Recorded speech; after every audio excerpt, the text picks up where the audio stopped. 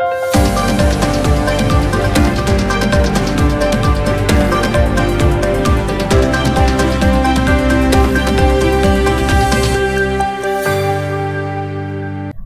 शंखनाद न्यूज चॅनलच्या बातमीपत्रात आपल्या सगळ्यांचं स्वागत आहे। सुरुवातीला पाहणार आहोत मुख्य बातम्या।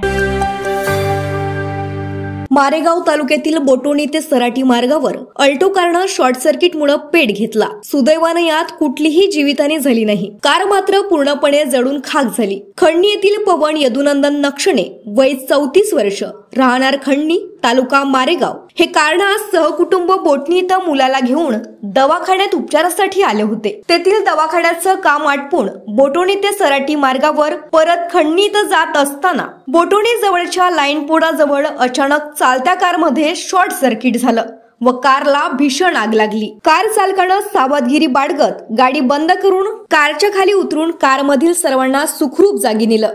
त्यामुळे मोठी जीवितहानी टळली। शंखनाद न्यूज साठी ब्युरो रिपोर्ट।